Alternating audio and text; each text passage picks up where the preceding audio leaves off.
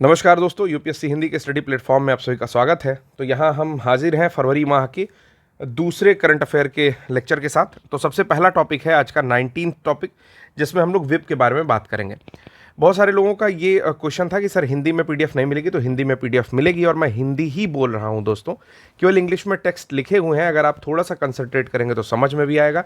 PDF Hindi में prepare की जा रही है, आप लोग को थोड़ा डिले करके वो पीडीएफ प्रोवाइड कर दी जाएगी। आइए, विप क्या होता है। बीजेपी ने विप इशू किया था, 3 line whip to its Lok Sabha MP. तो लोकसभा में जो उसके मेंबर ऑफ पार्लियामेंट्स हैं, जो सांसद हैं, उनके लिए 3 लाइन विप इशू की गई थी। तो इस न्यूज से क्या क्या समझना है, सबसे पहले समझते हैं विप क्या होती है। विप होता है एक पार्लियामेंट्री पार्लांस में अगर देखा जाए, यानी कि संसद की बोलचाल की भाषा में देखा जाए, तो एक रिटन ऑर्डर होता है किसी पार्टी का, जो कि किसी इंपॉर्टेंट वोट के लिए या वोट को किसी एक प्रकार से करने के लिए जारी किया जाता है। मीन्स संसद में कोई भी पार्टी अपने मेंबर्स के लिए विप जारी कर सकती है। आया कहाँ से है ये बात जाननी है। तो जो विप वर्ड है ये विपिंग इन से आया है, जो कि ब्रिटिश कॉन्स्टिट्यूशन या ब्रिटिश प्रैक्टिस में लिया जाता था, होता था विपिंग इन। ठीक है, कि आपको पार्टी लाइन फॉलो करनी है, यानी कि पार्टी के जो दिशा निर्देश हैं उसको फॉलो करना है। भारत में क्या है कि whip to their members all party can issue. तो कोई भी पार्टी भारत में अपने मेंबर्स को इशू कर सकती है विप। पार्टी जो होती है वो अपॉइंट करती है किसी सीनियर मेंबर को, जो भी रिस्पेक्टिव हाउस में से होता है, और उसको कहा जाता है चीफ विप। ठीक है, और वो जिनके द्वारा असिस्ट किया जाता है, जो साथ में कुछ और लोग होते हैं उसके साथ में असिस्ट करने के लिए, सहायता करने के लिए, उनको एडिशनल विप बोला जाता है। आगे बात करते हैं, 3 टाइप की विप होती है, 1 लाइन विप, 2 लाइन विप और 3 लाइन विप। तो जो 3 लाइन विप होती है वो सबसे इंपॉर्टेंट होती है। अगर इसका पालन नहीं किया जाता है तो लोकसभा अध्यक्ष को ये अथॉरिटी होती है कि संबंधित पार्टी के उस अमुक व्यक्ति को, जिसने पार्टी की लाइन को फॉलो नहीं किया है, उसके विधानसभा या सांसद पद से हटाया जा सकता है। जब हम बात करते हैं 1 लाइन विप के बारे में, तो 1 लाइन विप समझ लेते हैं। 1 लाइन विप जो होती है वो एक बार अंडरलाइन की जाती है। ठीक है, ऐसा लिखित ऑर्डर होता है जो कि एक बार अंडरलाइन किया जाता है पार्टी के द्वारा। ये तब इशू किया जाता है जबकि मेंबर्स को कहा जाता है कि आपको वोट करना है, और अगर उन्हें वोट नहीं करना होता है तो उनको लीव भी दी जाती है कि ठीक है, आप वोट मत करिएगा। ठीक है, दूसरा होता है 2 लाइन विप। ये जो है डायरेक्ट करती है किसी भी मेंबर को प्रेजेंट होने के लिए ड्यूरिंग वोटिंग। सपोज करिए कि लोकसभा यानी कि संसद में किसी प्रकार की वोटिंग चल रही है, तो अगर पार्टी ने अपने मेंबर्स को विप जारी किया तो उनकी रिस्पॉन्सिबिलिटी है कि वो लोग वहां पर उपस्थित होंगे। तीसरा होता है 3 लाइन विप। 3 लाइन विप सबसे स्ट्रॉन्गेस्ट यानी कि सबसे ज़्यादा इंपॉर्टेंट विप है, जो कि इंप्लॉय करती है एज इंपॉर्टेंट ओकेजन्स पर second reading of A bill और नो कॉन्फिडेंस मोशन, यानी कि विश्वास प्रस्ताव के समय या फिर किसी बिल के पास होने के दोबारा लौटने पर कोई भी पार्टी अपने जो भी सांसद हैं उनको ये विप जारी करती है और कहती है कि जो अगर इसमें जो है जरूरी तौर पर उपस्थित होना ही है। अगर कोई मेंबर ऑब्लिगेट करता है यानी कि उपस्थित नहीं होता है, तो members to the toe of party line, मतलब उसको पार्टी लाइन पर रहना ही रहना होता है, और अगर वो उपस्थित नहीं होता है तो उसको पार्टी से निकाला जा सकता है। लेकिन ठीक है, यानी कि सांसदीय जो उसकी होती है सदस्यता, वो उसकी छोड़नी पड़ सकती है। इसमें एक बहुत क्रूशियल पॉइंट है आपका 10th शेड्यूल में दिया हुआ एंटी डिफेक्शन लॉ, यानी कि दल बदल कानून। दल बदल कानून के अंतर्गत ही उसको निकाला जाता है और ये काम करता है लोकसभा अध्यक्ष। ठीक, लेकिन अगर 1/3 पार्टी के मेंबर, ये पॉइंट याद रखिएगा, अगर 1/3 ऑफ द पार्टी के मेंबर जो है अगेंस्ट में वोटिंग कर देते हैं किसी पार्टी के, तो वहां पर ये विप काम नहीं करता है। ऐसा ही हमने देखा महाराष्ट्र में लास्ट टाइम। अगर आपको जानकारी नहीं है तो उस विषय में मैं बताता हूं कि एक समय में उद्धव ठाकरे की शिवसेना पार्टी हुआ करती थी। ठीक है, 2022 में क्या हुआ कि जो शिंदे गुट था उसमें से, उसने एंटी डिफेक्शन लॉ को ब्रीच करते हुए 1/3 सांसदों के साथ जो है अगेंस्ट में पार्टी लाइन के वोटिंग कर दी। ठीक, तो वहां से क्या हुआ कि इन लोगों के ऊपर दल बदल विरोधी कानून अप्लाई नहीं हुआ और शिवसेना 2 फाड़ में बट गई, जिसमें से एक हुई उद्धव गुट की शिवसेना और दूसरी हुई शिंदे गुट की शिवसेना। अब दोनों लोग पार्टी का जो एक सिंबल था, एम्ब्लेम था आप कह सकते हो, उस पर ये लोग जो है अपनी दावेदारी प्रस्तुत करने लगे। शिवसेना का जो वास्तविक सिंबल हुआ करता था वो तीर धनुष हुआ करता था, ठीक है, जो कि आपके उद्धव ठाकरे की पार्टी का था। लेकिन जब पार्टी एम्ब्लेम पर सवाल उठता है तो सबसे पहले जो है इसमें पूरी बात जानने की जरूरत नहीं, बस ये जान जाइए कि जो उद्धव ठाकरे वाली शिवसेना थी वो लोग हार जाते हैं और पार्टी एम्ब्लेम चला जाता है एकनाथ शिंदे को, ठीक है, यानी कि शिंदे गुट को वो पुराना शिवसेना का एम्ब्लेम मिल जाता है और जो आपके उद्धव ठाकरे होते हैं उनको एक नया चुनाव चिन्ह मिलता है जो मशाल रहता है, ठीक है। तो इस तरह से ना केवल दल बदल विरोधी कानून का ही इसमें अपवाद आता है, उसके साथ साथ जो चुनाव चिन्ह है वो भी पेरेंट पार्टी से छीन लिया जाता है, ठीक है। तो यहाँ पर 3 लाइन व्हिप में ऐसा होता है कि अगर कोई मेंबर अगेंस्ट में वोट करेगा तो उसकी सांसदी चली जाएगी, लेकिन अगर 1/3 मेंबर कर देंगे तो वहाँ पर ये चीज़ें वैलिड नहीं होंगी। अगला हम लोग देख रहे हैं, दूसरी जो यहाँ पर न्यूज़ है वो है इंट्रांस प्रोग्राम को लेकर के। इस न्यूज़ का नंबर इसलिए नहीं है क्योंकि ये काफ़ी छोटी न्यूज़ है। देख लेते हैं इसका फुल फॉर्म क्या है। इंट्रांस का फुल फॉर्म है इंटेलिजेंट ट्रांसपोर्टेशन सिस्टम इंडेवर, ठीक है। इंट्रांस ये एक कोलैबोरेटिव मेथड है, मतलब कि कई सारी जो आपकी शीर्ष संस्थाएं हैं, इंस्टीट्यूट्स हैं, उन सबके कोलैबोरेशन से रिसर्च को बूस्ट करना है। किस मिनिस्ट्री के द्वारा स्टार्ट किया गया है? तो ministry of electronics and IT के द्वारा स्टार्ट किया गया है, मीटी मिनिस्ट्री के द्वारा स्टार्ट किया गया है, ठीक है। क्या कि जैसे आईआईटी है, आईआईएम है, एनआईटीज़ हैं, ठीक है, रिसर्च विंग में सीडैक ले सकते हो, इन सबको आपस में जोड़ा जाए और एक अच्छी रिसर्च परफॉर्मेंस दी जाए, ठीक है। तो एक बारी मैं पढ़ देता हूँ टेक्स्ट में क्या लिखा हुआ है। To energize the transformation in intelligence transportation system like ministry of electronics and IT took early steps by bringing together premier academic institutes like IIT, IISc, Indian institute of sciences, IIM and premier R&D centre यानी कि research and development centre like CDAC under one umbrella. तो एक umbrella के under in लोग को लेके आएंगे, synergise करेंगे आपस में। सिनर्जाइज मतलब कि संस्थाओं को जोड़ देना आपस में, ठीक है। तो किस लिए? इंटेलिजेंट ट्रांसपोर्टेशन सिस्टम के लिए एक तो करेंगे ये काम, उसके बाद दूसरा कोलैबोरेटिव रिसर्च और डेवलपमेंट प्रोग्राम के लिए इन लोग को आपस में लाया जा रहा है।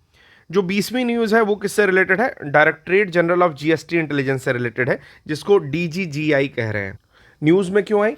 ये जो संस्था है ये आपके जीएसटी से रिलेटेड अगर कोई भी ऐसा फ्रॉड हो रहा है तो यही संस्था जांच करती है। Central board of direct taxes उसके साथ साथ मिनिस्ट्री ऑफ फाइनेंस के अंडर में आती है। तो देखते हैं हुआ क्या था। आपने सुन रखा होगा, आपने न्यूज़पेपर पढ़ा होगा, तो महादेव ऑनलाइन बुक करके एक ग्रुप था जो कि इलीगल बेटिंग करता था, ठीक है, जिसमें बहुत सारे स्टार्स भी फंसे थे। तो उनके जो प्रमोटर हैं वो सस्पेक्ट पाए गए हैं वायलेशन ऑफ जीएसटी रूल्स को लेकर के, कि उन्होंने जीएसटी रूल और टैक्स पेमेंट नहीं किया है, ठीक है। तो इसको लेकर के डीजीजीआई जो है काफ़ी ज़्यादा यहाँ पर इन्वेस्टिगेशन कर रही है। अगर बात करें director general of central excise intelligence की, वो रीनेम्ड कर दिया गया है डीजीजीआई के तौर पर, यानी कि directorate general of GST intelligence. Apex intelligence organisation है जो कि आता है आपके central board of indirect taxes के अंदर में, उसके साथ कस्टम डिपार्टमेंट ऑफ रेवेन्यू और मिनिस्ट्री ऑफ फाइनेंस के साथ मिलकर के काम करता है। मतलब एक तरह से मिनिस्ट्री ऑफ फाइनेंस की ही ये विंग मानी जाएगी। ये इंटेलिजेंस गैदर करता है जितनी भी इनपुट्स मिलती हैं जीएसटी वायलेशंस को लेके या पोटेंशियल वायलेशंस को लेकर के, मतलब अगर प्रभावी रूप से जीएसटी का वायलेशन किया गया है तो उससे संबंधित डेटा लेता है, इन्वेस्टिगेट करता है सस्पेक्ट केसेस को जीएसटी इवेजन के, और रिस्पॉन्सिबल होता है इन्फोर्स करने के जो भी जीएसटी लॉ हैं उनके ऊपर, ठीक है। तो डीजीजीआई को याद रखेंगे आप लोग। अगली जो खबर है 21वीं, वो है नैम को लेकर के, यानी कि नेशनल एग्रीकल्चर मार्केट को लेकर के, ठीक है। काफ़ी इंपॉर्टेंट न्यूज़ है, ध्यान से सुनेंगे। बेसिकली नेशनल एग्रीकल्चर मार्केट या नैम जो है एक ऑनलाइन ट्रेडिंग प्लेटफॉर्म है एग्रीकल्चर कमोडिटीज़ के लिए, जो कि आया था आपके अप्रैल 2016 में। काम क्या करता है? सबसे पहले ये बात समझ लीजिए, जो भी फार्मर्स हैं उनको एक ऑनलाइन सेलिंग के लिए अवेलेबल कराता है प्लेटफॉर्म, उसके अलावा एक सुलभ प्लेटफॉर्म देता है, ठीक है, लोगों के ऑनलाइन मोड से पेमेंट करने के लिए बायर्स को एक फैसिलिटी देता है, उसके साथ एक ट्रांसपेरेंट और यूनिवर्सल यानी कि एक ट्रांसपेरेंट प्राइस देता है जो भी आपके फार्मर्स हैं उनको, ठीक है। तो हेल्प करता है इस प्रकार से। एक बार देख लेते हैं टेक्स्ट में क्या लिखा है कि ऑनलाइन ट्रेडिंग प्लेटफॉर्म है एग्रीकल्चर कमोडिटीज़ के लिए इंडिया में, जो कि 2016 अप्रैल 14 में आया था। ये पूरी तरह से गवर्नमेंट ऑफ इंडिया द्वारा फंडेड है, तो ये भी एक पॉइंट नोट डाउन करेंगे। जब भी इस पर क्वेश्चन बनाएगा तो शायद ये चीज़ दे दे कि it is partially funded by government या 60% funded by government and 40% funded by states, तो ऐसा नहीं है, ये फुली फंडेड बाई गवर्नमेंट है। उसके बाद कहता है कि इसकी जो लीगल एजेंसी है वो है SFAC, यानी कि small farmers agri business consortium. ये लीगल एजेंसी है जो कि इम्प्लीमेंट कराती है ई-नैम को ministry of agriculture and farmers welfare के द्वारा। ठीक है, एम क्या है इसका, क्रिएट करेगा बेटर मार्केटिंग अपॉर्चुनिटीज, की बहुत बढ़िया बेटर मार्केट अपॉर्चुनिटीज़, यानी कि बाजार की पहुंच जो है वो एक तरह से देता है फार्मर्स को कि वो अपने सामान को या जो भी प्रोडक्ट्स हैं, ठीक है, उनको सेल आउट कर सकें, बेच सकें। एक कॉम्पिटेटिव, उसके साथ साथ एक ट्रांसपेरेंट प्राइस डिस्कवरी सिस्टम देता है कि जो भी आपका प्राइस होगा वो क्या होगा, ट्रांसपेरेंट होगा, उसके साथ साथ कॉम्पिटेटिव होगा, मार्केट को देखते हुए एक प्राइस सेट किया जाएगा। और तीसरी फैसिलिटी जो देता है कि ऑनलाइन पेमेंट की फैसिलिटी देता है बायर्स को। तो ये थी न्यूज़ ई-नैम के बारे में, जो कि काफ़ी इंपॉर्टेंट है। दूसरा हम लोग पढ़ने जा रहे हैं कैंडिडा ऑरिस। कैंडिडा ऑरिस जो है एक प्रकार का फंगस है जो कि फंगल डिजीज पैदा कर रहा है, और ये यूएसए में वर्तमान समय में काफ़ी ज़्यादा फैला हुआ था फरवरी के महीने के आसपास। ठीक है, तो एक बार टेक्स्ट देख लेते हैं क्या बात कर रहा है कि it is emerging multi drug resistant yeast. होता क्या है कि जब हम लोग बहुत ज़्यादा एंटीबायोटिक टाइप की चीज़ें खाते हैं या एंटी फंगल चीज़ें खाते हैं, बहुत सारी ऐसी दवाएं होती हैं, तो वो फंगस जो होता है या बैक्टीरिया जो होते हैं उनसे लड़ने की उनमें क्षमता आ जाती है, और कुछ समय बाद उन पर उन दवाओं का प्रभाव कम हो जाता है। सेम यही हुआ है कि मल्टी ड्रग रेजिस्टेंट यीस्ट एक पाया गया है जिसका नाम है आपका कैंडिडा ऑरिस, और ये जो है ग्लोबल हेल्थ के लिए एक थ्रेट बनता जा रहा है। ठीक है, कि अगर किसी को हो गया तो शायद ये फिर ठीक नहीं हो रहा है जल्दी। अगला कह रहा है कि it is capable of causing invasive infection. ये जो है आपका कई प्रकार का घातक बीमारी पैदा कर सकता है ह्यूमन बॉडी में। It can cause severe illness in people with weekend immune system, और जिसका भी प्रतिरक्षी तंत्र या इम्यून सिस्टम थोड़ा कमजोर होगा उसको ज़्यादा अटैक कर देगा। तो याद रखिएगा कि कोई भी बीमारी जैसे दाद खाद खुजली जो होती है उसको आप देखेंगे कि अब समय के साथ दवाओं से वो ठीक नहीं होती है। ऐसा इस कारण से होता है क्योंकि वो जो जिस भी फंगल इन्फेक्शन, जिस भी फंगस के कारण हो रहा है, वो मल्टी ड्रग एक तरह से रेजिस्टेंट होते जा रहे हैं। मीन्स वो अभी प्रोसेस में है, और कुछ समय बाद ऐसा अनुमान लगाया जाता है कि कुछ वर्षों बाद, शायद 10 या 15 वर्षों बाद, वो पूरी तरह से मल्टी ड्रग रेजिस्टेंट हो जाएंगे कि आप दवाएं खाओगे और उनके ऊपर प्रभाव नहीं पड़ेगा। ठीक है, अगला यहाँ पर एक न्यूज़ है, 23वीं न्यूज़ हम लोग की मेकॉन्ग रिवर के बारे में। यहाँ पर एक डैम प्रोजेक्ट बन रहा है, देखते हैं कि क्या न्यूज़ के बारे में कहता है। लाओस से भी गुजरने वाली ये नदी, हालांकि पहले भी बहुत सारे आपके क्या बोलेंगे देश से गुजरती है, लेकिन लाओस में एक डैम प्रोजेक्ट बन रहा है, यानी कि एक बांध बनाया जा रहा है जो कि multi billion dollar dam project है। ठीक है, तो उस पर बात करता है, न्यूज़ कवर की गई है कि multi billion dollar dam project underway across Mekong river in Laos has prompted concern that it could result in Luang Prabang city. ठीक है, सिटी का नाम याद रखेंगे, सिटी का नाम है लुआंग प्रबांग सिटी, जो कि एक यूनेस्को की वर्ल्ड हेरिटेज साइट है। ऐसा माना जा रहा है कि अगर वहां से डैम बनता है तो वो अपना वर्ल्ड हेरिटेज साइट का स्टेटस खो सकता है, यानी कि वो शहर जो है वो काफ़ी हद तक डिवास्टेट या बर्बाद हो सकता है इस डैम के कारण।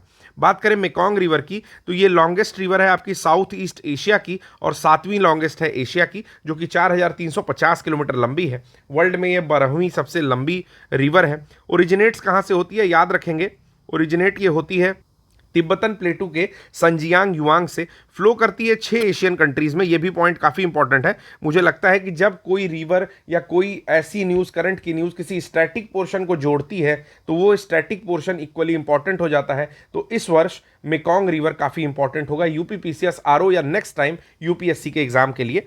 तो 6 एशियन कंट्रीज से गुजरती है। पहला है China, Vietnam, Laos, Myanmar, Thailand and Cambodia. अगर आप लोग इसको मैप में देखोगे तो आप पाओगे कि ये सारी कंट्रीज आपस में कनेक्टेड हैं। ठीक है, जैसे भारत जहां खत्म होता है, जब आप ईस्ट साइड में चलोगे तो सबसे पहले आएगा म्यांमार, म्यांमार के बाद आएगा आपका थाईलैंड, थाईलैंड के बाद आएगा लाओस, कंबोडिया, ठीक है, और उसके बाद आएगा वियतनाम। तो इतनी कंट्रीज जो है आपके ईस्ट साइड ऑफ इंडिया के, और चूंकि ये ओरिजिनेट होती है कुछ आप चाइना में, ठीक है, यानी कि भारत के नॉर्थ साइड में बेसिकली ओरिजिनेट होती है, तो वहाँ से बहते हुए नॉर्थ या आप कह सकते हो कि साउथ ईस्ट के साइड फ्लो करती है। जैसे यहाँ ओरिजिनेट हुई और इस साइड में फ्लो करती हुई ये जाती है। ठीक है, आगे बात करेंगे जब हम लोग कि 6 कंट्री से गुजरती है। ठीक है, और जहां पर इसके नाम अलग अलग हैं। आपसे प्रश्न एक और पूछ सकता है कि जो मेकॉन्ग रिवर है वो किन किन कंट्रीज के कैपिटल से होकर के जाती है। तो सबसे पहले वियंतियाने, जो कैपिटल है आपकी लाओस, वहां से होकर के जाती है, और नोम पेन जो कि कंबोडिया की कैपिटल है, वहां से भी ये होकर के जाती है। तो याद रखेंगे कि बोथ द सिटीज ऑफ या capital countries are situated on the bank of this river, Mekong river. ठीक है, चलिए आप देख सकते हो यहां से मैंने बताया कि यहां कहीं ओरिजिनेट होती है, एक सेकेंड, यहां कहीं ओरिजिनेट होती है, तो ओरिजिनेट्स होकर के यहां से ये बहते हुए आती है टेढ़ी मेढ़ी। ठीक है, थोड़ा बहुत, अब यहां से मुझे कलर चेंज करना पड़ेगा, ये बहते हुए फिर इस पॉइंट तक ये आती है। ठीक है, तो इस तरह से मेकॉन्ग रिवर आप देख सकते हो। ओहो,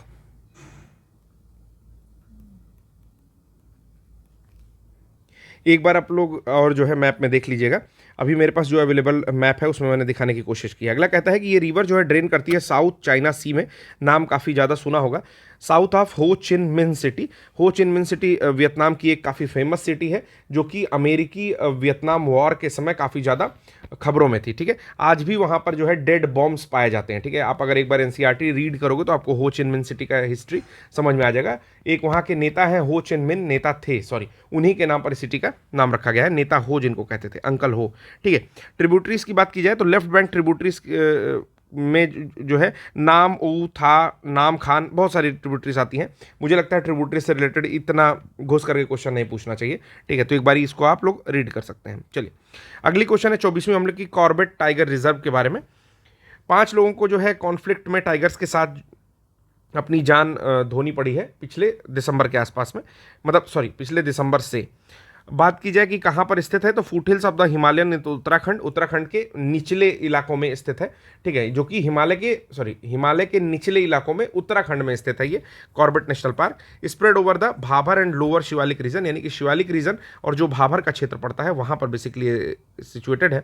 कॉर्बेट जो है पहला नेशनल पार्क था भारत में, जिसका नाम था 1936 में हेली नेशनल पार्क, ये भी याद रखेंगे। और 1957 में इस पार्क का नाम बदल करके कॉर्बेट नेशनल पार्क कर दिया गया था, लेट जिम कॉर्बेट के नाम पर, जो कि एक ग्रेट नेचुरलिस्ट थे और इमिनेंट आपके कंजर्वेशनिस्ट थे, यानी कि बहुत बड़े जो है एक तरह से पर्यावरणविद भी थे वो, और आपका प्राकृतिक विद भी थे, जिनका नाम था जिम कॉर्बेट महोदय। उन्हीं के नाम पर इसको जिम कॉर्बेट कर दिया गया 1957 में। इसकी स्थापना 1936 में हेली नेशनल पार्क के तौर पर हुई थी। तो कई बार ये भी प्रश्न पूछता है कि सबसे पहला नेशनल पार्क जो भारत में स्टेब्लिश हुआ वो कौन सा था, तो उसका नाम था जिम कॉर्बेट नेशनल पार्क। ठीक है, और वहाँ पर आपको पता है कि दिसंबर से ह्यूमन और टाइगर कॉन्फ्लिक्ट में 5 लोग की जान जा चुकी है। ठीक, तो ये पॉइंट भी याद रखेंगे, क्योंकि स्टैटिक का पोर्शन यहाँ पर करंट के पोर्शन से ऐड किया गया है, और मैं कहता हूँ कि जब भी इस तरह की बातें होती हैं तो उसको ज़्यादा माइंड किया जाता है।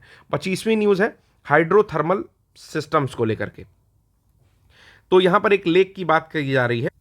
लेक का नाम है यहाँ पर लेक रोटोरा। कहाँ की लेक है, तो डॉर्मेंट वॉल्केनो इन न्यूजीलैंड। एक तरह से डॉर्मेंट वॉल्केनो है, ये सुषुप्त ज्वालामुखी है न्यूजीलैंड का।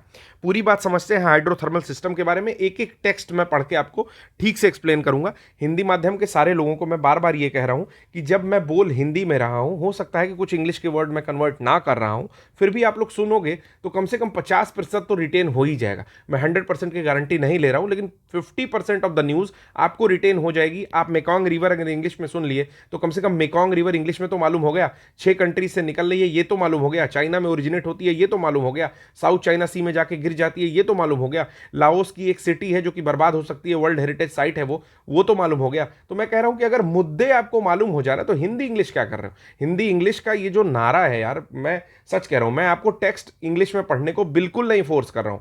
टेक्स्ट के लिए हम लोग एक मैगजीन प्रोवाइड करेंगे आपको, थोड़ा टाइम लगता है एक्चुअली, कुछ टेक्निकल बंदे अपॉइंट करने पड़ते हैं जो आपके लिए फ्री में मैगजीन बनाए, उन्हें पैसा देना पड़ता है। ठीक, फिर उनके दक्षता पर, इफिशियंसी पर वो आता है कि कितने दिनों में वो हर पेज कन्वर्ट कर सकते हैं। ठीक, क्योंकि किसी भी माध्यम से कन्वर्ट करेंगे तो फिर टाइप करना होता है, टाइप करेंगे 40 पेज समय लगता है। आप खुद सोचो कि एक पेज टाइप करने में कितना समय लग सकता है, और वो कोई व्हाट्सअप या टेलीग्राम पे चैटिंग तो कर नहीं रहे हैं, उन्हें एक टेक्स्ट टाइप करना है और बिल्कुल परिशुद्ध मतलब विशुद्ध टाइप करना है, ये भी नहीं कि एरर कर सकते हो, ठीक है। तो आप लोग थोड़ा सा पेशेंस रखिए, मैगजीन प्रोवाइड की जा रही है, फ्री ऑफ कॉस्ट प्रोवाइड की जा रही है, उसके लिए कोई पैसे आपसे नहीं लिए जा रहे हैं, ठीक। हाइड्रोथर्मल सिस्टम जो है वो आकर यानी कि दिखाई देता है areas in high heat flux, जहां पर ज्यादा हीट फ्लक्स होता है उन क्षेत्रों में दिखाई देता है, both on continents near convergent plate boundaries and on the ocean floor near mid oceanic ridges. तो दो क्षेत्र दे रहा है, कह रहा है कि कॉन्टिनेंट्स पर दिखाई देता है, यानी कि जो थल है हमारे बड़े बड़े स्थल भूखंड वहां दिखाई देता है, जहां पर कन्वर्जेंट होती हैं प्लेट्स। कन्वर्जेंट का मतलब क्या है, एक दूसरे के ओर जहां पर प्लेट आ रही होंगी, जैसे जो इंडियन प्लेट थी आपकी, एक सेकंड, ठीक, जो इंडियन प्लेट ठीक, जो इंडियन प्लेट थी, मान लीजिए यूरेशियन प्लेट से जब जाके टकराती थी, जैसे इंडिया फॉर्म हुआ है, ठीक, तो ये ऊपर की ओर फ्लोट करके आई और यूरेशियन प्लेट से टकरा गई, तो इसको क्या बोलेंगे, ओशियन ओशियन कन्वर्जेंस, यानी कि दो प्लेटें आपस में टकरा गई।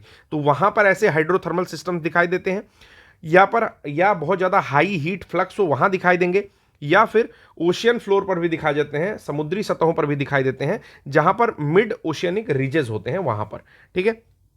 फॉर्मेशन रिक्वायर करता है existence of the three important components, तीन इंपॉर्टेंट कंपोनेंट होंगे तब जाके ये फॉर्म होगा। पहला होता है फ्लूइड्स, कि वहां पर फ्लूइड होना चाहिए, यानी कि कोई भी चीज द्रव अवस्था में हो, ठीक है। दूसरा है हीट होनी चाहिए, और तीसरा है permeability through rocks so that fluid can circulate. Permeability होनी चाहिए। परमिएबिलिटी मतलब होता है जैसे बालू रखा, बालू के ऊपर एक गिलास पानी डाला तो क्या होगा, पानी छन के नीचे चला जाएगा, यानी कि उन बालू के बीच में क्या है, थोड़े से रंध्र हैं, छेद हैं, ठीक, यानी कि वो दिखाई नहीं देंगे, लेकिन उसमें परमिएबल वर्ड उसको बोलते हैं। तो वहां से छन के नीचे जाने की प्रक्रिया होनी चाहिए कि जिससे जो भी फ्लूइड है वो नीचे जा सके, ठीक। फिर कहता है कि often found near mid oceanic ridges, तो मिड ओशियनिक रिजेस जो है उनके पास में पाए जाते हैं। मध्य महासागरीय कटक क्या होते हैं, जब ओशियंस में दो प्लेटें आपस में जहां पे मिली होती हैं, एक तरह से ऐसे समझ लीजिए कि एक प्लेट यहां है, एक प्लेट यहां खत्म हो रही है, ऐसे समझो, ठीक। दो प्लेट्स हैं, दो बड़ी बड़ी चट्टाने हैं, ठीक है, तो जिस पॉइंट पे मिल रही हैं उसको बोल दोगे मध्य महासागरीय कटक। समझ में आ गया, एक जनरल लैंग्वेज में मैंने इसको समझाने की कोशिश की है। तो इस क्षेत्रों में भी ये आपका हाइड्रोथर्मल जो है वो पाया जाता है, ठीक है। फिर कहता है कि hydrothermal system occur when sea water percolates down, जब समुद्र का पानी नीचे चला जाए, परकोलेट कर जाए, धीरे धीरे रिस के नीचे चला जाए, through fractures in the oceanic crust, जो भी आपके ओशियन की क्रस्ट है, यानी कि समुद्री जो क्रस्ट है, ठीक है, उससे होकर के heating up as it nears the earth hot interior. और जब पानी नीचे जाएगा तो आपको पता है कि अर्थ में नीचे क्या है, एकदम खलखलाता हुआ गर्म लावा है, ठीक है।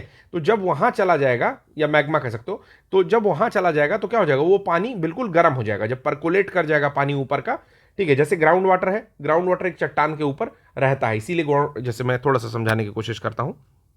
सपोज करो यहां हम लोग रह रहे हैं, ठीक, हमने एक हैंड पाइप लगाई जो कि पानी देता है, इसकी पाइप को नीचे तक गाड़ा। क्यों नीचे तक गाड़ा, क्योंकि इस ऊपरी क्षेत्र में एस्थेनोस्फेयर या मिट्टी वाला क्षेत्र पड़ेगा, जो कि यहां पानी नहीं रहेगा। पानी कहां रहेगा, यहां मान लो जो चट्टान है, ठीक, चट्टान के ऊपर पानी इकट्ठा है ढेर सारा, ठीक है। हमने नल ऐसे गाड़ दिया तो नल यहां से पानी ले लेता है।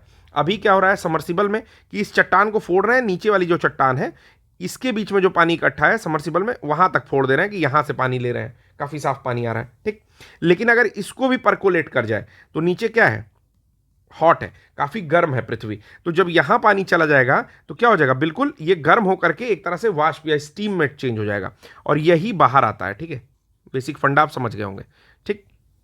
तो कह रहा है heating up nears the earth interior, तो नीचे जब जाएगा अर्थ के इंटीरियर में तो बिल्कुल गर्म हो जाएगा। Descending sea water interacts with the oceanic crust removing chemicals from the rock at it hits 350 से 400 डिग्री टेम्परेचर हो जाता है, ठीक है। जब नीचे वो जाता है तो उसमें से जितने भी केमिकल्स मिले होते हैं सब निकल जाते हैं, और 400 डिग्री तक वो गर्म हो जाता है, लगभग 4 गुना हॉट वाटर बॉइलिंग वाटर से, यानी कि 100 डिग्री पे बॉयल होता है तो 4 गुना उससे ज़्यादा जो है यहाँ पर निकल जाता है। Extreme pressure in the ocean depth prevents fluid from boiling, और इतना ज़्यादा प्रेशर होता है कि वो बॉयल नहीं हो पाता है। टेम्परेचर तो उतना रहता है लेकिन बॉयल नहीं होता है। अच्छा, ये बात कैसे समझोगे? जो प्रेशर कुकर का कंसेप्ट है उससे समझ सकते हो कि उसमें जो पड़ा हुआ पानी होता है जिसमें दाल जल्दी बन जाती है वो लगभग 120-130 डिग्री का हो जाता है। उसके बाद वो अपने बॉइलिंग पॉइंट पर पहुंचता है। क्यों? क्योंकि वो प्रेशर अधिक होने से, ऊपर आप लिड लगाए रहते हो, ठीक, उस कारण से। सेम यही चीज यहां भी हो रही है कि चूंकि अर्थ का क्रस्ट इतना मोटा है, बहुत मोटी सी पपड़ी वो है आपका, क्या बोलेंगे, शैल है या जो भी बोल दीजिए, चट्टाने हैं, उसके नीचे पानी है।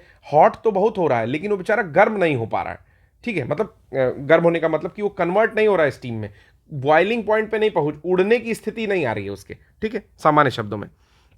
This interaction of sea water and crust produce hydrothermal fluid, तो वो हाइड्रोथर्मल फ्लूइड बना रहा है, ठीक है। A chemically modified slurry of gases and dissolved element including metals, तो क्या क्या उसमें है? बहुत सारी स्लरी है, बहुत सारी चीजें हैं, ठीक है। उसमें कुछ मेटल्स भी हैं, पानी है, उसके साथ साथ स्टीम है, सब कुछ मिला जुला सा एक संगम है।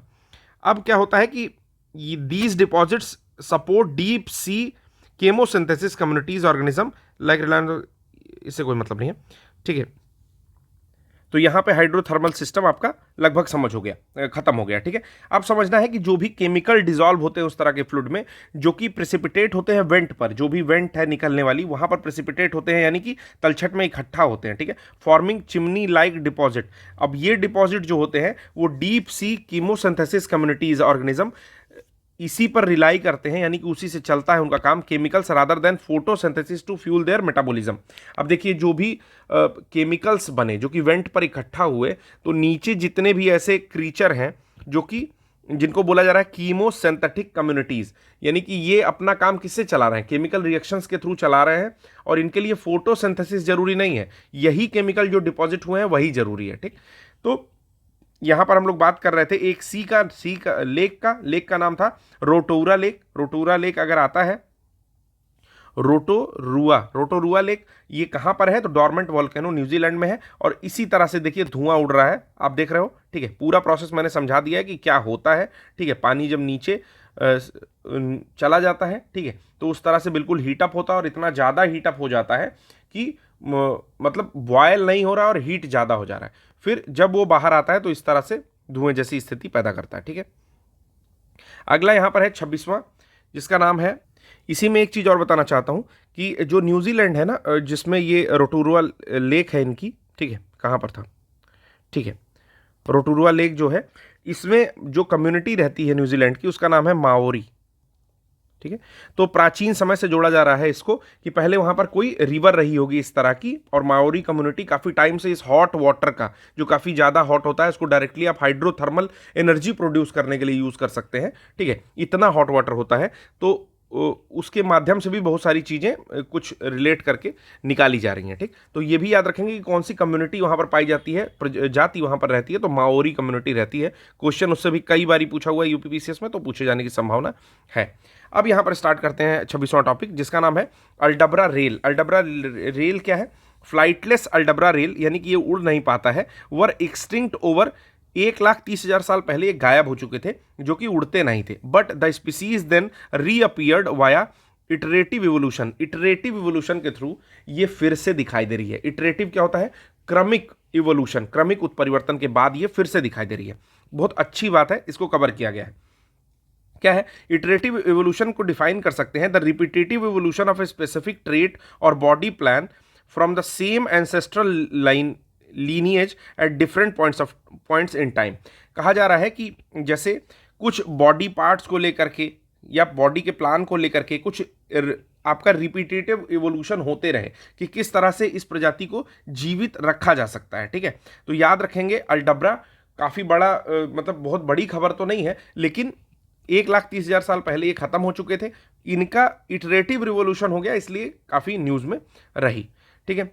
अब बात आती है पेरू की। तो पेरू में स्टिंगलेस बीज को एक मिशन चलाया जा रहा है कि उसको बचा लिया जाए। स्टिंगलेस बीज क्या है? कि डंक ना मारने वाली जो मधुमक्खी होती है उनके बारे में बात की जा रही है। स्टिंगलेस बीज जो बीज होती हैं appears very similar to honey bee, ये मधुमक्खी की तरह ही दिखाई देती हैं। जो मधुमक्खी छत्ता लगाती है, मधु देती है, शहद, उन्हीं तरह दिखाई देती है, बट इनकेपेबल ऑफ स्टिंगिंग, यानी कि डंक मारने में इनकेपेबल होती हैं। These are native to the Amazon, और अमेजन के वनों में पाई जाती हैं। They are honey which is runny enough to be drunk like a liquid and it's said to have the citrusy after taste. मतलब इनका जो शहद होता है, जब मधु होता है, वो थोड़ा आपका रनिंग होता है। पहले हमारी जो मधु होती है, जब उसको गिराओगे तो उसकी विस्कोसिटी या श्यानता बहुत ज़्यादा होती है, लेकिन जो ये स्टिंगलेस वाली हनी होती हैं, बीज होती हैं, इनके द्वारा जो बनाया हुआ हनी होता है वो काफ़ी रनिंग होता है, उसको पी सकते हो। जो पियोगे तो थोड़ा सा खट्टा सा जो है सिट्रसी थोड़ा सा इसका टेस्ट आएगा। It is used by many indigenous Peruvian as natural medicine, और जो भी पेरू के लोग हैं उन लोग के द्वारा नेचुरल मेडिसिन के रूप में यूज किया जाता है। The Amazon is home to hundreds of species of stingless bees, but as deforestation converts the tropical landscape into farms and ranches, these are other native pollinations are in danger of disappearing. तो ये disappear हो रहे हैं जैसे जैसे वहाँ के जंगलों को काट करके कुछ और चीज़ों में फॉर्म किया जा रहा है। स्टिंगलेस बीज जो है काफ़ी ज़्यादा वहाँ पर ख़त्म हो रही हैं। तो एक पेरू में मिशन चलाया जा रहा है, क्योंकि पेरूवियन लोग इसको एज ए नेचुरल मेडिसिन की तरह से यूज़ करते थे। अगली न्यूज़ है 28वीं नेशनल रिसर्च फाउंडेशन या एनआरएफ को लेकर के।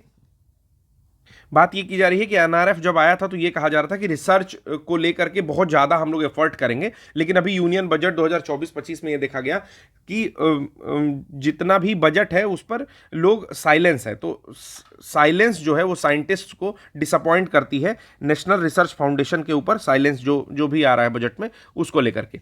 एनआरएफ है क्या? एपेक्स बॉडी है, शीर्ष संस्था है। ये high level strategic direction of scientific research in the country accordance with the NEP के द्वारा दिया जाता है। मतलब एक अपेक्स संस्था है एनआरएफ, जो कि हाई लेवल दिशा निर्देश जारी करती है किसी भी वैज्ञानिक रिसर्च को लेकर के, ठीक है। और ये किसके साथ काम कर रही है? रिकमेंडेशन पे। तो नेशनल एजुकेशन पॉलिसी के रिकमेंडेशन पे ही, उसके अकॉर्डिंगली ही ये आई है काम करने के लिए। And will be established at a cost of 50,000 crore over the period of 2023 से 28।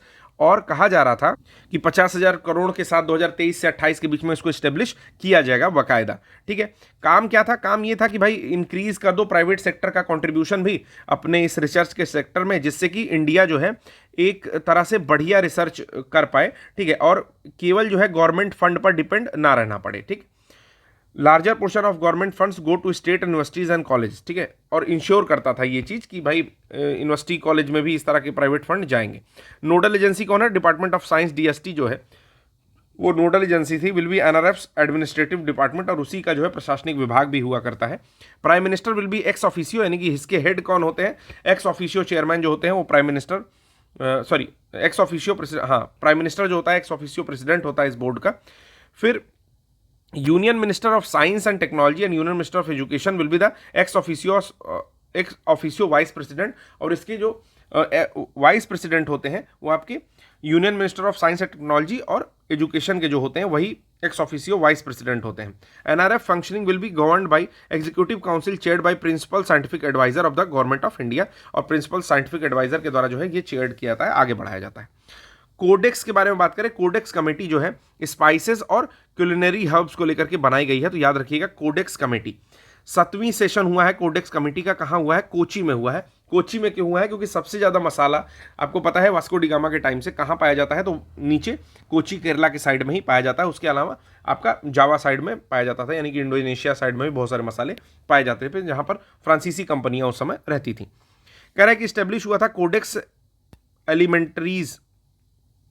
एलिमेंटेरियस कमीशन के द्वारा 2013 में, और इसका 7th सेशन जो है वो 5 स्पाइसेस को क्या करता है? क्वालिटी स्टैंडर्ड उनके देखता है। पहला स्मॉल कार्डेमम, छोटी इलायची, टर्मरिक, हल्दी, उसके बाद लिखा हुआ है ज्यूनिपर बेरी।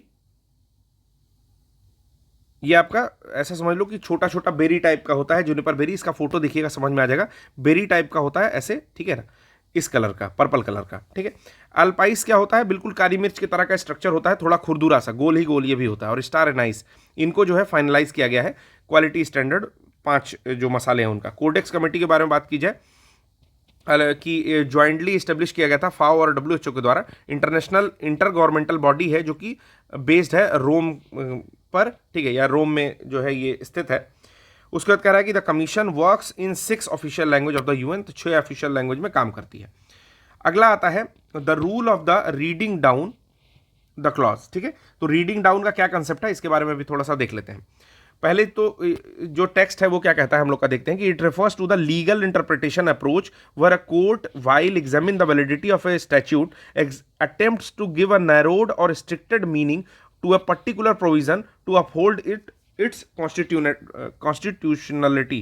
ठीक, यानी कि कोई भी लीगल इंटरप्रिटेशन का अप्रोच होता है किसी कोर्ट का जब भी वो किसी भी स्टैट्यूट की वैलिडिटी को देखती है, ठीक है, जो कि अटेम्प्ट करता है give a narrow or restricted meaning to a particular provision to uphold it constitutionality. ठीक, यानी कि संविधान के दायरे में रहकर, असामान्य भाषा में बता रहा हूं कि संविधान के दायरे में रहकर जब भी कोर्ट किसी दिए हुए आर्टिकल को समझ लो या धारा को समझ लो, उसको लीगली इंटरप्रेट करे और काफ़ी उसकी मीनिंग को नैरो रखने की कोशिश करे, तो उसी को बोलते हैं आपका जनरल मीनिंग बताना। ठीक है, वो ये चीज़ नहीं आती है कि रीडिंग डाउन द क्लॉज, उसको रीडिंग डाउन द क्लॉज नहीं कहेंगे, उसको कहेंगे कि डायरेक्टली आपने वो एक्सप्लेन किया जो चीज़ें लिखी हुई हैं। लेकिन when a court encounters a provision that if interpreted according to its plain and literal meaning might lead to constitutional or legal issue, अगर किसी भी धारा को एक्सप्लेन करते हुए या कॉन्स्टिट्यूशन के किसी आर्टिकल को एक्सप्लेन करते हुए कोई प्रावधान सुनाते हुए कोर्ट अगर ये पाती है कि ये किसी तरह से कॉन्स्टिट्यूशनल या लीगल इशू पैदा कर सकता है, तब court may opt to read down the provision. वहां पर कोर्ट चीजों को रीड डाउन प्रोविजन में जाती है, यानी कि कुछ उसको एक्सप्लेनेशन उसका जो होता है ना, बहुत सारे वाद आए होते हैं, बहुत सारा एक्सप्लेनेशन होता है, फिर उसको रेफर करता है कोर्ट की एक्चुअल मीनिंग इसकी ये है। जैसे मान लीजिए कि हम लोग को इंटीग्रिटी मिली हुई है जो कि प्रियम्बल में वर्णित है, तो वो जो इंटीग्रिटी वर्ड है क्या उसका मतलब एग्जैक्टली अखंडता है? पहले ऐसे बता जाएगा कि इसका मतलब अखंडता है, ठीक, लेकिन मान लीजिए कि कहीं उसको एक्सप्लेन करते समय कोई कॉन्स्टिट्यूशनल आपका एक वो होने लगे, क्या होने लगे, बता रहा हूं, लीगल इशू या कॉन्स्टिट्यूशनल इशू होने लगे, तो उस केस में अखंडता को उस तरह से एकदम पर्टिकुलरली खोल करके एक्सप्लेन किया जाएगा कि भाई ये मतलब है एग्जैक्टली। ठीक है, तो रीडिंग डाउन के मतलब ऊपर एक कोर्ट की जो कह सकते हैं कि डायरेक्शन आया वो क्या है, reading down involves construing the language of a provision in a manner that a perfectly valid provision, देखिए लिख रहा है a perfectly valid provision can't be read down just because it imposes harsher consequences. Supreme Court ने कहा कि केवल इसलिए नहीं रीड डाउन कर देना है किसी भी धारा को या किसी भी आर्टिकल को कि वो बहुत हार्श जो है इम्पोजमेंट या कॉन्सिक्वेंसेज लेकर के आ जाए किसी व्यक्ति के ऊपर या संस्था के ऊपर।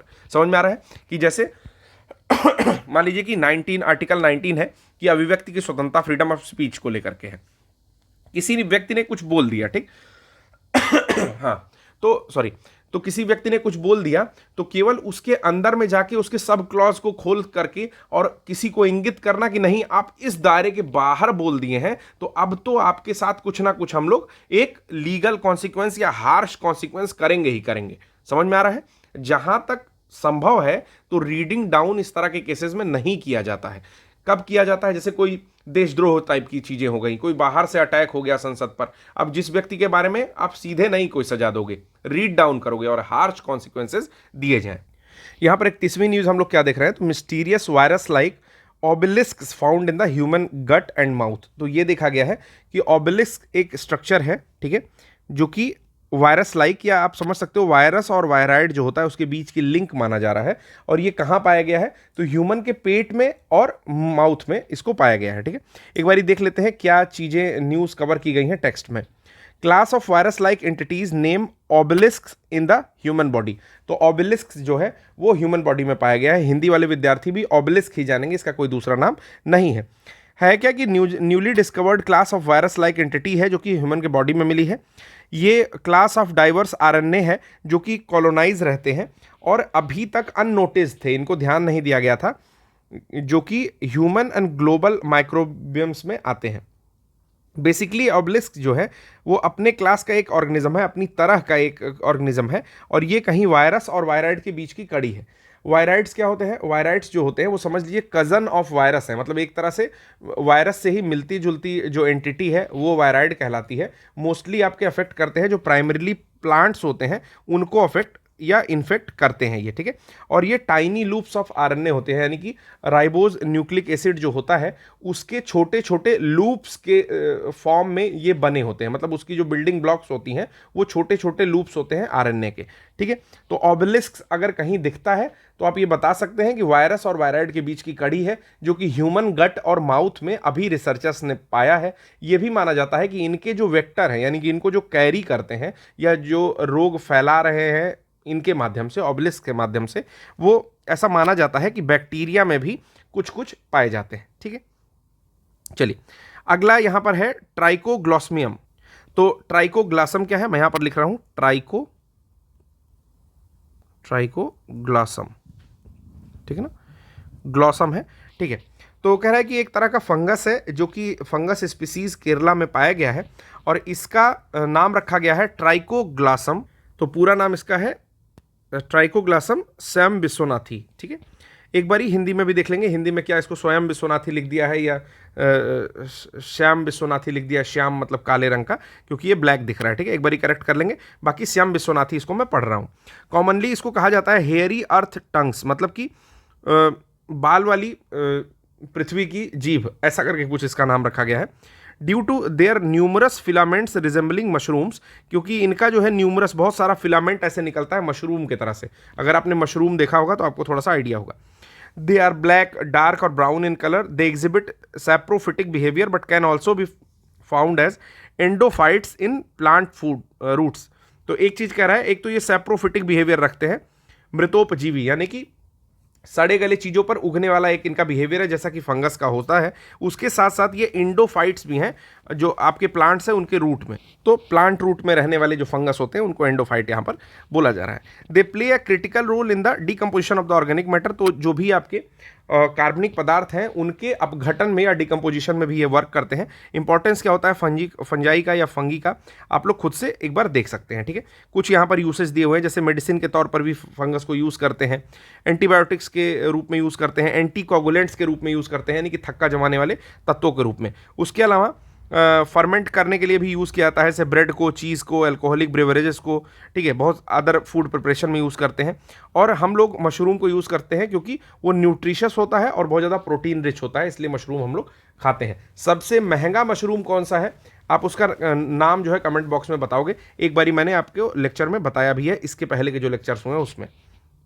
अगला यहाँ पर Melghat tiger reserve spotted forest owlet, ठीक है, इंडेंजर्ड स्पीसीज है एक आउल की, जो कि स्पॉट किया गया है मेल घाट टाइगर रिजर्व में। तो इंपॉर्टेंट हो जाता है यहाँ पर मेल घाट टाइगर रिजर्व आपके स्टैटिक पॉइंट ऑफ व्यू से। तो हम लोग कवर करने जा रहे हैं मेल घाट टाइगर रिजर्व, ठीक है दोस्तों। तो सबसे पहली बात यहाँ पर देखते हैं कि located in the Amravati district of Maharashtra. तो मेल घाट कहाँ पर है, महाराष्ट्र के अमरावती डिस्ट्रिक्ट में स्थित है, जो कि offshoot of the Satpura hill range in the central India called Gavilgarh hill. तो गाविलगढ़ हिल कहाँ पर है, वो भी आपके सतपुड़ा की हिल जो है उसी के पास में, उसके ऑफ शूट पर जो है, यानी कि उसके निचली इलाके में ये गाविलगढ़ जो हिल है वो स्थित है, और वहीं पर मेलघाट टाइगर रिजर्व भी स्थित है। ये पहला टाइगर रिजर्व था महाराष्ट्र का। इसको मेलघाट इसलिए नाम देते हैं क्योंकि बहुत सारे घाट्स जो हैं या वैलीज जो हैं उनका कॉन्फ्लुएंस होता है यहाँ पर, तो इसको बोलते हैं मेल घाट, मतलब मेल हो रहा है बहुत सारे घाटों का, तो नाम दे दिया गया है मेल घाट, ठीक है। The reserve is a catchment area of 5 major river. और जो इसका मेलघाट एरिया है वो कैचमेंट है, यानी कि वो एक तरह से तो अपवाह का जो जल ग्रहण क्षेत्र है, कैचमेंट एरिया उसको बोलते हैं, जल ग्रहण क्षेत्र, ठीक है। तो 5 रिवर्स हैं वहां पर, कौन कौन सी है, तो पहला है खांदू रिवर, दूसरा है खपरा रिवर, तीसरा है सिपना रिवर, गडगा रिवर और डोलर रिवर, जो कि सारी की सारी ट्रिब्यूटरी हैं आपके ताप्ती की। तो यहाँ पर ताप्ती रिवर भी काफ़ी ज़्यादा इंपॉर्टेंट हो जाती है। उसके साथ ही जितनी ट्रिब्यूटरीज मैंने बताई हैं वो सारी ट्रिब्यूटरीज आप एक बार देख लेना। अतिरिक्त इसके जो भी महाराष्ट्र की अन्य बड़ी नदियां हैं उनकी ट्रिब्यूटरीज भी आप देख करके जा सकते हैं, क्योंकि मेलघाट टाइगर रिजर्व अभी वर्तमान में न्यूज़ में रहा है। अगला है inclusive education for disabled secondary stage, जिसको IEDSS स्कीम कहा जा रहा है। तो 5 एजुकेशन ऑफिसर्स सस्पेंड कर दिए गए हैं क्योंकि उन्होंने मिस अप्रोप्रिएशन कर दिया है IEDSS यानी कि inclusive education for disabled secondary stage के अंतर्गत। तो inclusive education for disabled secondary stage के अंतर्गत कुछ बातें जान लेते हैं कि सबसे पहले इसको 2009-10 में जो है लॉन्च किया गया था, रिप्लेसेस द अर्लियर स्कीम। से पहले जो स्कीम चल रही थी उसका नाम था आईईडीसी, यानी कि integrated education for disabled children. तो इस स्कीम को रिप्लेस किया था आईईडीएसएस ने। एम क्या था इस स्कीम का कि इनेबल करे सारे स्टूडेंट्स को जिनके पास भी डिसेबिलिटीज़ हैं और वो परस्यू कर पाए 4 साल का सेकेंडरी एजुकेशन। ठीक है, सेकेंडरी एजुकेशन मतलब 9, 10th, 11th, 12th को परस्यू कर पाए in an inclusive and enabling environment. ऐसा कुछ आपका इंक्लूसिव इन्वायरमेंट जो होता है, समावेशी इन्वायरमेंट या वातावरण के अंतर्गत में।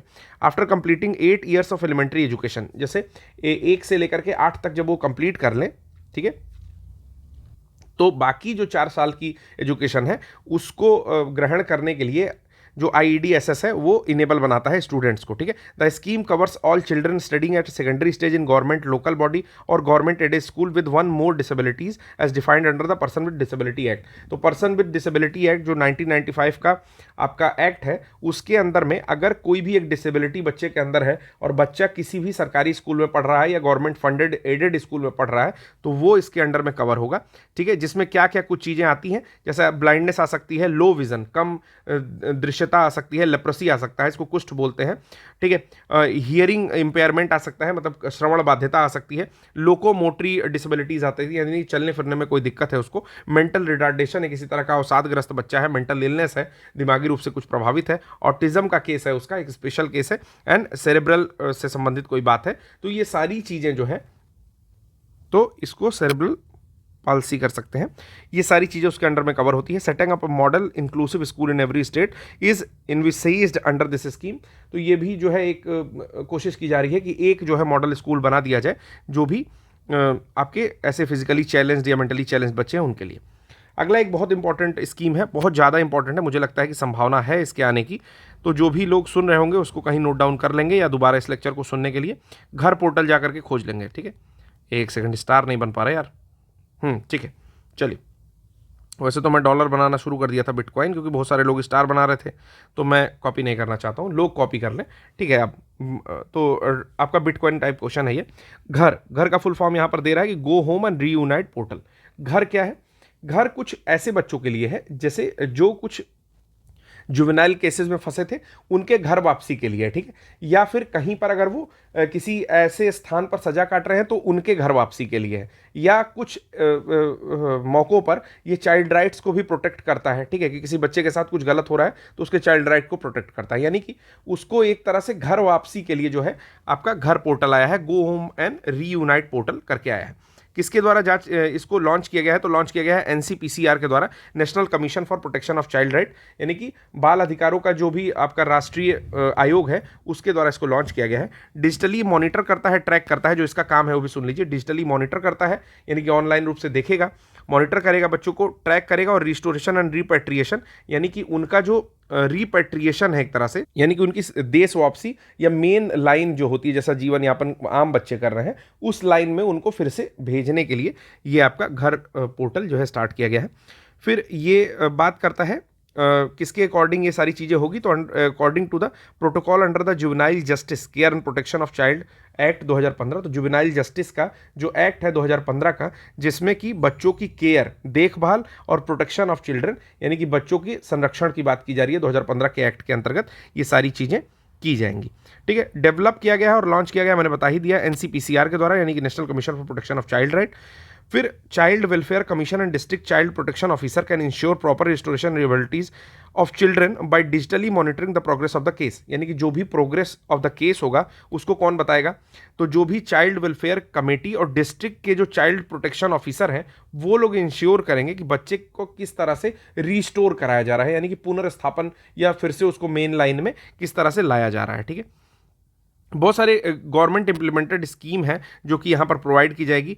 कुछ चीज़ें यहाँ पर इंपॉर्टेंट नहीं है, जैसे कि मतलब जान सकते हैं, बस समझा दे रहा हूँ मैं आपको कि जैसे है क्या कि जब बच्चों को रीस्टोर कराया जाए, यानी कि उनके मेन फैमिली में ले जाकर के दिया जा रहा है, the child welfare committee can link the child with the schemes to strengthen the family and ensure that child remains with his or her family. यानी कि जब भी कोई संस्था ले जाकर के बच्चों को उनकी फैमिली में दे रही है तो पहले तो बहुत सारी गवर्नमेंट स्कीम्स के बारे में बता रही है कि ऐसी ऐसी स्कीम्स चल रही है जिसके अंडर में आप बच्चों का कुछ कुछ जो है एक तो लाभ ले सकते हैं उस स्कीम्स का, और दूसरी चीज़ एश्योर कर रही है कि हाँ बच्चा अब आपके साथ रह सकता है, इसमें किसी प्रकार की भी विकृति या कोई ऐसी चीज़ें नहीं बची हुई हैं, यानी कि मेन स्ट्रीम लाइन में आ सकता है, सामान्य रूप से जीवन यापन कर सकता है, स्कूल जा सकता है, बाकी चीज़ें। ठीक, फिर कह रहा है कि एनसीपीसीआर के बारे में बात किया जाए तो गवर्नमेंट ऑफ इंडिया ने इसको बनाया किस एक्ट के अंदर में, तो commission for protection of child right, CPCR act 2005 के अंदर में ये बना, और मैंडेट किया इसके फंक्शन को कि आप प्रोटेक्ट करोगे, संरक्षण दोगे और प्रमोट करोगे चाइल्ड राइट यानी कि बाल अधिकारों को। ठीक है, क्या क्या और करता है, तो सेफ गार्ड करता है प्रोटेक्शन ऑफ चाइल्ड राइट के लिए, एग्जामिन करता है जो भी एग्जिस्टिंग राइट्स हैं उनको, रिकमेंड करता है कोई अगर इफेक्टिव इंप्लीमेंटेशन करता होता है तो। ठीक, उसके बाद रिपोर्ट जो है एनुअली ये रिपोर्ट करता है, ठीक है, या रिपोर्ट पब्लिश करता है, इन्वेस्टिगेट करता है अगर कोई वायलेशन हो रहा है बाल अधिकार के खिलाफ, चाइल्ड राइट्स के खिलाफ, और रिकमेंड करता है किसी भी लीगल प्रोसीडिंग्स को, यानी कि कानूनी जो सुनवाई होती है उस चीज़ को किसी भी अप्रोप्रिएट केस में अगर वो ठीक ठाक केस है तो। ठीक है, प्रमोट करता है बहुत सारी रिसर्चेस को, ये प्रमोट करता है चाइल्ड राइट्स बाल अधिकार के फील्ड में लेकर के, लोगों के बीच में अवेयरनेस पैदा करता है, माता पिता को बताता है कि बच्चों के साथ कुछ गलत ना हो, ठीक है, किसी गलत जगह ना फंस जाए, या बहुत सारे ऐसे जो दुष्प्रचार कह सकते हो, या मतलब जो भी ऐसे डर्टी माइंडेड लोग हैं वो कहीं बच्चों के साथ कुछ गलत ना करें। उसके साथ सबसे इंपॉर्टेंट चीज़ देखिए, यहाँ पे पॉक्सो एक्ट जो लिखा हुआ है, एक्ट 2012 का आया है, protection of children from sexual offences, कि अगर बच्चा 18 साल से कम है तो उसके कंसेंट के बिना कोई सेक्सुअल अब्यूज़ ना उसके साथ कर रहा हो, जो पॉक्सो एक्ट के अंदर में आया था, उसके लिए भी अवेयरनेस फैलाता है, उसको लागू करने में मदद करता है। ठीक है, तो मैं यहाँ पर एक बहुत अच्छा रिकमेंडेशन आपको देना चाहता हूँ। ठीक है, मतलब वो चाहे जैसे आप मैनेज करो, चाहे जैसे देखो, बट जब भी आपको टाइम मिलता है ज़रूर देखिए। एक तरह की केस स्टडी है जो मैं बता रहा हूँ, काफ़ी दिमाग उससे जो है खुलेगा। उसका नाम है सिर्फ एक बंदा काफ़ी है। मैं कोई प्रमोशन नहीं कर रहा हूँ, बट ये देखने लायक चीज़ें हैं जो लोग नहीं देखते हैं। सिर्फ एक बंदा, जो लोग देखे हो कमेंट बॉक्स में बताओ कि आप लोगों ने देख रखी है, काफ़ी है। ठीक है, ये किसी प्लेटफॉर्म पर अवेलेबल है, मुझे नहीं पता किस पर अवेलेबल है। ठीक है, आप लोग खोज करके देख लीजिएगा, सिर्फ एक बंदा काफ़ी है। मनोज वाजपेयी जी इसमें एक्टिंग किए हैं। बहुत ही बेहतरीन, पॉक्सो एक्ट को समझने के लिए बहुत ही बेहतरीन केस स्टडी आप लोग देख सकते हो। ठीक है, तो जुवेनाइल जस्टिस और जो उसका केयर एंड प्रोटेक्शन एक्ट है 2015 का, इसके बारे में भी जानकारी देता है। Right to free and compulsory education 2009 को ही ये कवर करता है। ठीक, बात आती है इरेडा की, तो कुछ लोग जान रहे होंगे कि ये आपके एनर्जी सेक्टर की सबसे बड़ी इन्वेस्टिंग कंपनी है, जो कि पिछले साल जो है लिस्ट हुई आपके शेयर मार्केट में, और तब से जो है बम्पर तरीके से ये प्रॉफिट दे रही होगी जिन लोगों ने भी इसको परचेज किया होगा। तो आइए इरेडा के बारे में जानते हैं कि मिनी रत्ना कंपनी है कैटेगरी 1 की। ठीक है, और नॉन बैंकिंग फाइनेंशियल इंस्टीट्यूशन यानी कि NBFC भी है, NBFC। ठीक है, यानी कि नॉन बैंकिंग फाइनेंशियल इंस्टीट्यूशन है, तो आई कर सकते हो, बट वो C से ही बोला जाता है। ठीक है, कोई बात नहीं। तो NBFC NBFI है ये। एडमिनिस्ट्रेटिव कंट्रोल है इसके ऊपर आपका MNRE यानी कि ministry of new and renewable energy का, इस्टेब्लिश हुआ था 1987 में। ठीक, तो मिनी रत्ना कंपनी है इरेडा, जो कि अब लिस्ट हो चुकी है किस पर, शेयर मार्केट में। इरेडा एक प्राइमरी इंगेज करती है, प्रमोट करती है, फाइनेंशियल असिस्टेंस देती है किसी भी ऐसे प्रोजेक्ट को जो कि new and renewable energy source of energy से रिलेटेड है। ठीक है, यानी कि एनर्जी कंजर्वेशन से रिलेटेड होगा। इरेडा जो है single largest green financer company है कंट्री में। ये पॉइंट आप लोग याद रखिएगा। इरेडा क्या है, सबसे बड़ी आपके ग्रीन फाइनेंसर है। ग्रीन फाइनेंसर मतलब जो भी आप न्यू एंड रीन्यूएबल एनर्जी से रिलेटेड फाइनेंस करते हो उसके केस में ये फाइनेंस करती है, और सबसे बड़ी कंपनी है। मोटो है इसका एनर्जी फॉर एवर। बाकी चीज़ें आप यहाँ पर देख सकते हो, ज़्यादा कुछ दिया नहीं है। ठीक है, चलिए मिलीपीड्स के बारे में जानते हैं। मिलीपीड्स को कुछ लोग लिली घोड़ी के नाम से जानते होंगे। ठीक है, मतलब मैं तो यही जानता था बचपन से, इसलिए मैंने वो शब्द का इस्तेमाल कर दिया। घरों में देखते होगे छोटी छोटी जो है, बरसात के दिनों में आप लोग देखे होगे इसको। ठीक, लेकिन कहीं कहीं जहां हम लोग पहले रहते थे वहां पर हम देखते थे कि काफ़ी बड़ी जो है ये होती है, और जब इसको छू दो तो ऐसे ये ऐसे सर्कल के आकार की हो जाती थी। ठीक है, तो इसको बोलते हैं मिलीपीड्स, यानी कि 100 पैर, मतलब मिली मतलब, तो मिलीपीड्स का अर्थ यहाँ पर हो जाएगा आपका कि जिसके पास 1000 फीट हो। ठीक है, तो कह रहे हैं कि जो एंथ्रोपॉड कैटेगरी का ये आता है, यानी कि कीट समुदाय का एक तरह से आता है, और इसको डिप्लोपोडा जो है कहा जा रहा है। एंथ्रोपोड्स कौन से एनिमल होते हैं जिनके एक्सोस्केलेटन और ज्वाइंटेड लिम्स होते हैं। ठीक, यानी कि 3 भाग में बॉडी जो है बटी होती है, और एक्सोस्केलेटन यानी कि आउटर बॉडी होती है उनकी, स्केलेटन होती है उस पर, ठीक है। The word millipedes translated to 1000 feets, मतलब 1000 पाँव वाला, लेकिन millipedes have many foot, none of them quite have a thousands, मतलब जरूरी नहीं है कि 1000 फीट हो, लेकिन बस ऐसे नाम दे दिया गया है। जैसे सेंटीपीड होता है 100 फीट वाला, उसी तरह से मिलीपीड नाम दे दिया गया 1000 फीट वाला, ठीक है। ये इंसेक्ट कैटेगरी में नहीं आते हैं, क्लोजली रिलेटेड होते हैं लोबस्टर के। लोबस्टर क्या होता है? लोबस्टर आप लोगों ने देखा होगा, सी फूड एक तरह से लोग यूज़ करते हैं, खाते हैं उसको, ठीक है। कैसे बताऊं मैं, अभी तो फोटो दिखाना पड़ेगा, देख सकते हो। श्रिम्प, श्रिम्प जो है उसको बोलते हैं, ठीक है। झींगे टाइप का, प्रॉन नहीं होता है बेसिकली, श्रिम्प टाइप का होता है, ठीक है। हाई मॉइस्चर एरिया में ये पाए जाते हैं, जब भी बारिश वारिश होती है तो अभी भी आप लोग को ये देखने में मिल रहे होंगे। Their bodies are split into number of segments, शरीर जो है बहुत भागों में विखंडित होता है। सारा सेगमेंट दो तरह के लेग में होता है, दो टाइप के लेग्स होते हैं। पहला होता है कि बॉडी के अंडर साइड में होते हैं, attach to the bodies under side except for the first. पहला लेग जो है अंडर साइड में नहीं अटैच होता है, बाकी लेग जो है अंडर साइड यानी कि नीचे की ओर अटैच होते हैं, ठीक। तो यही सारी चीज़ें इसमें दी हुई है। सेंटीपीड के साथ इसका थोड़ा डिफरेंस दिया हुआ है, बहुत इंपॉर्टेंट नहीं होता है, बस ये जानिए कि सेंटीपीड मोस्टली जो है इंसेक्ट खाती है और इनको मारती है अपने वेनम से। जो सेंटीपीड होती है उसके पास वेनम होता है, लेकिन मिलीपीड्स जो है प्लांट्स को डिकम्पोज करती है, उसको खाती है, और इनके पास वेनम नहीं होता है, ठीक है। तो काफ़ी इंपॉर्टेंट न्यूज़ नहीं है, छोड़ सकते हैं। वीट ब्लास्ट के बारे में देख लेते हैं, 38 न्यूज़ है, थोड़ी इंपॉर्टेंट है उससे। Wheat blast could reduce productivity by 13% until 2050। तो एक बात कही गई है कि वीट ब्लास्ट एक तरह की डिजीज़ है गेहूं की, जो कि 13% तक जो प्रोडक्टिविटी को अफेक्ट कर देगी 2050 तक। तो कह रहा है कि वीट ब्लास्ट किससे होता है, तो फंगस से होता है, जिसका नाम है मैग्ना पॉर्थे ओराइजेई, ठीक है। तो ये मैग्ना पॉर्थे के बाद में जो ओराइजा लिखा हुआ है इसलिए लिखा हुआ है क्योंकि वीट का जो साइंटिफिक नेम होता है ओराइजा सटाइवा, ठीक। तो ये फास्ट एक्टिंग सीवियर डिजीज है आपके वीट की, जो कि ब्लीचिंग ऑफ द हेड्स करती है, मतलब जो उसका सर होगा उसकी ब्लीचिंग यानी कि उसको कलरलेस कर देगी, ठीक है। तो ये कैसे फैलता है? इन्फेक्टेड सीड्स से फैलता है, या क्रॉप के जो रेसिड्यू होते हैं, and spores that can travel long distance. तो स्पोर्स जो होते हैं जो हवा के साथ लंबी दूरी तय कर सकते हैं, उनके मदद से जब ये फंगस मैग्ना पॉर्थे जो है ओराइजी पहुंचता है दूसरे गेहूं के बाली पे, ठीक है, तो उसको जो है एक तरह से ब्लीच कर देता है, यानी कि उसको कलरलेस कर देगा, ठीक है। तो यही है कि progressive bleaching of the head करेगा, लोअर यील्ड कर देगा यानी कि उत्पादन कम कर देगा, सीड क्वालिटी को बेकार कर देगा। बचने के लिए इससे लोग क्या करते हैं, एक्चुअली ये क्या है, बहुत सीरियस पैथोजन के कारण होता है, तो फंजीसाइड के को लेकर के रेजिस्टेंट होता है, यानी कि फंजीसाइड या कीटनाशी का प्रयोग इसके ऊपर करोगे तो कोई प्रभाव नहीं पड़ता है, ठीक है। तो क्या करते हैं लोग, बर्न कर देते हैं इस डिजीज़ को अवॉइड करने के लिए, कि पूरी फसल ही बर्न कर दो, जितनी दूरी में हुआ आसपास की फसल बर्न कर दो। Stems and leaves are discoloured, तना भी डिस्कलर्ड हो जाएगा, स्टेम भी उसका, और लीव्स जो है वो भी डिस्कलर हो जाएगी with dark brown eye shaped lesion of the leaves. तो आँख के तरह का एक स्ट्रक्चर उस पर बन के हो जाता है, आ जाता है। तो यहाँ पर कुछ फोटो दिखाया गया, आप देख सकते हो कि अभी ऊपर के साइड में हुआ है, ठीक है, ब्लीचिंग हुई है, अभी नीचे का तना आपका ग्रीन है, ठीक। वैसे जब गेहूं पकता है तो पूरा का पूरा ऊपर से नीचे तक ब्राउनिश कलर का हो जाता है, गोल्डन ब्राउन, लेकिन ये जो है ब्लीचिंग अलग तरह की है। तो ये देख सकते हैं वीट ब्लास्ट के बारे में एक रिपोर्ट कही गई है।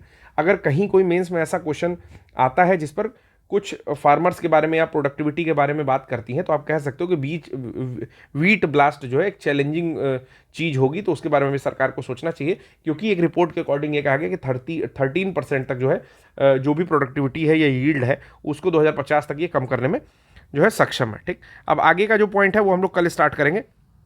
किसी भी क्वेरी के लिए आप लोग इन दोनों नंबरों पर कॉल कर सकते हैं अगर आपको कोई भी पेड कोर्स ज्वाइन करना हो। उसके अतिरिक्त यहाँ पर Telegram channel UPSC Hindi for CS दिया हुआ है, इस टेलीग्राम चैनल पर आप आकर के ज्वाइन करिए, जहाँ पर 1,04,000 सब्सक्राइबर से 4,000 सब्सक्राइबर से ज़्यादा लोग जो है नियमित रूप से दिए गए पोस्ट को पढ़ते हैं, वीडियोस जो पोस्ट किए जाते हैं उनको देखते हैं। इसके साथ ही यूपीएससी हिंदी डेली क्विज करके एक जो है यहाँ पर चैनल है, जिस पर 40 क्वेश्चन लगभग जीएस के पोस्ट किए जाते हैं, 10 हिंदी के पोस्ट किए जाते हैं। अगर आप आरओ की तैयारी कर रहे हो तो आप इसे ज्वाइन कर सकते हो। उसके साथ ही यूएच करके एक ऐप है जो कि प्ले स्टोर पर आपको यूएच ऐप के नाम से मिल जाएगा। यहाँ पर आरओ का कोर्स बिल्कुल फ्री है। वो 70-80 घंटे का कोर्स है जो कि बिल्कुल फ्री ऑफ कॉस्ट कर दिया गया है आप लोगों के लिए। तो वो आप लोग ज्वाइन करके इसका लाभ जरूर लीजिए, ठीक है। इधर उधर पेड कोर्सेज के पीछे मत भागो, आओ यहाँ पर फ्री में कोर्स ज्वाइन करो, ठीक है। फ्री में कोर्स ज्वाइन करिए। टेस्ट सीरीज के बारे में पता करना हो तो इन दोनों नंबरों पर आप लोग पता कर सकते हैं कॉल करके, ठीक है। अगर लेक्चर अच्छा लगा हो तो कमेंट कर सकते हो, नहीं अच्छा लगा हो तो डिसलाइक कर सकते हो। वैसे अच्छा लगा होगा, करंट अफेयर्स ऐसी चीज़ है जो अच्छी लगती है। नहीं अच्छा लगा है तो कोई सुझाव जरूर देके जाइएगा। आज के लिए बस इतना ही, धन्यवाद।